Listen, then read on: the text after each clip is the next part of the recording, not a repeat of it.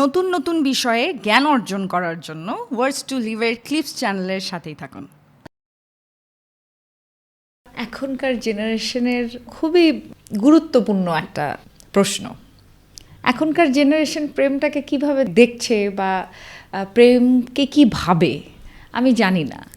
আপনার কাছে প্রেমের পুরো ব্যাপারটা কি, প্রেমটা কি? দেখেন, প্রেমের সংজ্ঞা তো যুগে যুগেই দিচ্ছে, কিন্তু অনেকেই সর্বশেষ সংজ্ঞা হচ্ছে যে এটা আত্মার বসন্ত। প্রেম হচ্ছে আত্মার বসন্ত, আত্মা আনন্দিত হবে। কিন্তু আমরা প্রেমটাকে মানুষ তার জীবনে প্রেম কতগুলা বিষয় যে প্রতিদানহীন প্রেম, যার কোনো প্রত্যাশা করি না। যেমন আমরা দেশকে ভালোবাসছি, দেশের প্রেম, কিন্তু দেশের কাছে কোনো প্রতিদান আশা করি না। আমরা একটা চন্দ্রকে ভালোবাসছি, ফুলকে ভালোবাসছি, কিন্তু প্রতিদান আশা করছে না। কত প্রেম হচ্ছে প্রতিদানবিহীন, আর একটা হচ্ছে যে আমি জাগতিক চাওয়া পাওয়া। তাহলে সেই প্রেম সার্থক হবে যেটা আপনি প্রতিদানহীন। যেমন আমরা দেখেন যে এই যে দেশপ্রেমের জন্য মানুষ মরতে পারে, দেশপ্রেম মরতে পারে, কিন্তু তাহলে কি প্রেম যে প্রেমে স্যার মৃত্যুকে তুচ্ছ করে দিতে পারে। ধর্মের জন্য দেখেন মানুষ যুগে যুগে মানুষ ধর্মের জন্য কীভাবে আত্মদান করাটাকে সে মনে করে যে তার জীবন তুচ্ছ, মানে ধর্ম তার প্রেম। তাহলে আমাদের প্রেমের বিভিন্ন ক্ষেত্রে বিভিন্ন স্তরে কিভাবে আমরা প্রেমটাকে লালন করব। আমি ব্যক্তি জীবনে আমার প্রেম, আমার চাওয়া পাওয়া, ব্যক্তি জীবনে আমার প্রেম কিন্তু চাওয়া পাওয়া নাই, প্রতিদানহীন ভালোবাসা। কারণ মানুষ তো ভালোবাসার মধ্যে দিয়ে বাঁচতে হয়। মানুষের আত্মাকে, হৃদয়কে উর্বর করার জন্য ভালোবাসা জরুরি, আর মানুষ বেঁচে থাকার জন্য ভালোবাসা জরুরি, প্রেম জরুরি।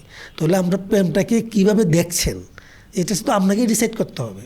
আমরা যদি সকল প্রেম চাওয়া পাওয়ার, কারণ পৃথিবীর সব কিছু চাওয়া পাওয়া দিয়ে নির্ধারিত হবে না। তাহলে আপনার ব্যক্তি জীবনে কোনো চাওয়া পাওয়া থাকলে একজনের সাথে প্রেম হচ্ছে, আবার আপনাকে নিজেকে সমৃদ্ধ করার জন্য একজন কবির প্রেমে পড়ছেন, একজন গীতিকারের প্রেমে পড়ছেন। কিন্তু কেন পড়ছেন? তার গান, তার কথা, তার বক্তব্য, তার সাথে দেখা করা আপনার ভালো লাগছে, তার কাছ থেকে আপনি সমৃদ্ধ হচ্ছেন, তার কাছ থেকে আপনার প্রশান্তি লাগছে, তার সাথে কথা বলে ভালো লাগছে। সেটা হচ্ছে এইগুলো পুরোটাই হচ্ছে চাওয়া পাওয়াবিহীন। আর আপনি কারোর সাথে প্রেম করছি, সংসার করবেনই তো, এটা তো হচ্ছে, এটা নিয়ে তো নতুন করে বলারও কিছু নাই। কিন্তু সব প্রেমী চাওয়া পাওয়া যদি আবদ্ধ করে ফেলেন, তবে প্রেমের যে উচ্চতা তা দারুণভাবে ক্ষুণ্ণ হবে। প্রেমের যে মহিমান্বিত দিক, প্রেমের যে ঐশ্বর্য দিক আছে, সেটা ক্ষুণ্ণ হয়ে যাবে। সব প্রেম চাওয়া পাওয়া দিয়ে নির্ধারিত হবে না। আমরা তো এভাবে ভাবতে পারছি না স্যার, এখনকার জেনারেশন এভাবে ভাবতে পারছে না। প্রেমটা আমার কাছে মনে হয় যে আমরা মোহটাকে প্রেম হিসেবে ধরে নিচ্ছি। তাই আমরা কি সারা জীবনে মোহের মধ্যে আবদ্ধ থাকবো? মোহের থেকে আমরা একবার অতিক্রম করব না? আমার একটা দুর্বলতা, আমি অতিক্রম করব না? হ্যাঁ, আমার দুর্বলতা অতিক্রম করতে হবে। একদিন আমার দুর্বলতাকে শক্তিতে রূপান্তর করতে হবে। আমার আজকে একটা ভালো লাগছে, নিশ্চয়ই আমার ভালো লাগছে, কিন্তু আমার ভালো লাগছে ফুলটাকে ছিঁড়ে ফেলতে হবে? ভালো লাগছে একজন মানুষকে তাকিয়ে পেতে হবে? তা তো না। কারণ চাওয়া পাওয়া একেবারে মানুষের সীমিত জায়গা।